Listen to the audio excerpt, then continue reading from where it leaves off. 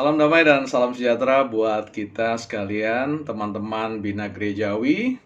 Kita, khususnya saya secara pribadi, memutuskan untuk mengaktifkan kembali channel ini dalam rangka mengisi atau menjadi salah satu ruang publik khusus pembinaan bagi warga gereja dimanapun teman-teman berada. Apa yang ingin saya bahas tentu beragam dalam channel ini, tapi kali ini saya ingin mendiskusikan kembali satu tema atau topik yang viral atau menyedot atau menarik perhatian banyak warga gereja di seputar pertanyaan Alkitab elektronik atau Alkitab digital dengan Alkitab yang manual yang seperti ini, ya. Pro dan kontra, perdebatan terus berlangsung. Apakah diperbolehkan untuk menggunakan Alkitab yang ada di smartphone, ya, atau tidak, dan sebagainya. Tentu dalam diskusi-diskusi yang ramai itu ada banyak ragam jawaban-jawaban pro dan kontra dengan masing-masing memberikan argumentasi atau eksplanasi, menjelaskan tentang fungsi, manfaat, dan bahkan bicara tentang dampak-dampak negatif yang ditimbulkan dari penggunaan smartphone dalam jam-jam ibadah yang sifatnya reguler di dalam komunitas gereja tertentu. Nah, kali ini saya ingin menyampaikan satu sudut pandang yang sebenarnya juga bukanlah sebuah sudut pandang yang boleh dikatakan wah begitu, tetapi merupakan sebuah hasil dari pengalaman, ya, dalam rangka mensurvei, mengamati, dan turut dalam opini-opini bersama dengan kolega-kolega yang menjadi pemerhati dalam konteks penata layanan di dalam kehidupan bergereja.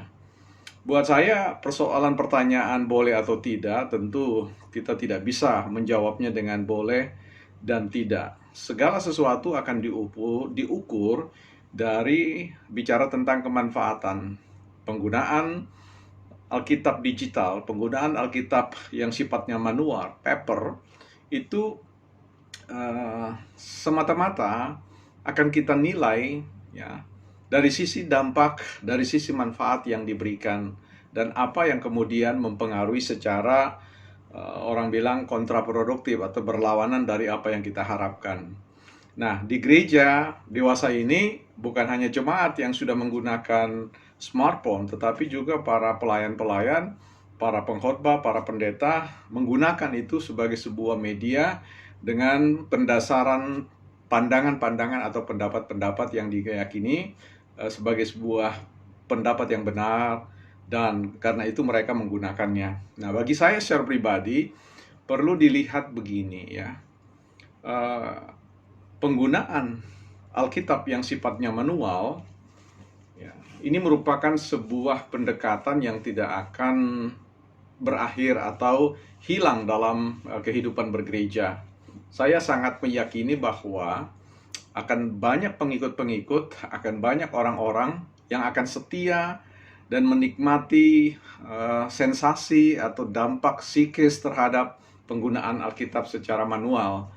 Bukan hanya dari sisi bunyinya ketika dia dibuka, tetapi ada ruang-ruang untuk memberikan catatan-catatan atau aktivitas-aktivitas yang katakanlah menggariskan pikiran-pikiran yang dianggap lebih menonjol dan lain sebagainya.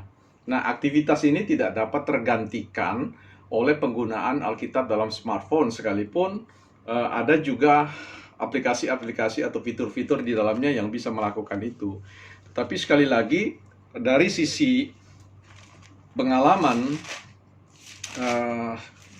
mengakrabi Alkitab dengan Alkitab yang terbuat dari kertas ini, ada hal-hal yang sekali lagi tidak dapat digantikan oleh penggunaan smartphone, ya. Nah, saya kira teman-teman juga pernah mengalami memberikan batasan, kemudian memberikan catatan-catatan pikiran atau catatan-catatan yang dianggap sebagai sebuah, ya, rema yang dikasih atau diberi oleh Allah dan sebagainya. Saya kira itu satu hal yang menarik untuk diperhatikan atau dipertimbangkan dalam penggunaannya. Berikut kalau kita bicara dari sisi smartphone, ya, secara prinsip sebenarnya itu tidak boleh dikatakan dapat digunakan. Tetapi saya lebih memandang bahwa penggunaan smartphone itu, membaca Alkitab dalam smartphone itu punya tempat tersendiri, punya waktu tersendiri, atau sebut saja smartphone, membaca Alkitab di ruang smartphone itu atau di perangkat smartphone itu jauh lebih efektif kalau kita gunakan ketika kita berada di luar sebuah pelayanan persekutuan ibadah. Ya, artinya ketika teman-teman berada di kantor, di tempat-tempat keramaian, dalam sebuah perjalanan, ya saya kira itu jauh lebih saya sarankan untuk menggunakan membaca Alkitab lewat smartphone. Tetapi ketika berada di dalam jam-jam ibadah secara kolektif atau secara bersama-sama, sangat penting untuk mempertimbangkan penggunaan Alkitab dari bahan kertas atau manual. Mengapa hal ini bisa perlu kita pertimbangkan secara serius? Karena ini menyangkut tentang dampak bagi orang lain. Bagi seorang pengkhotbah, ketika dia memperhatikan umat yang sedang mendengar khotbah, ya sedang menggeser, ya mensliding layar smartphone mereka, itu muncul di benak para pengkhotbah itu banyak sekali pertanyaan-pertanyaan yang pada gilirannya mengganggu ya konsentrasi seorang pengkhotbah.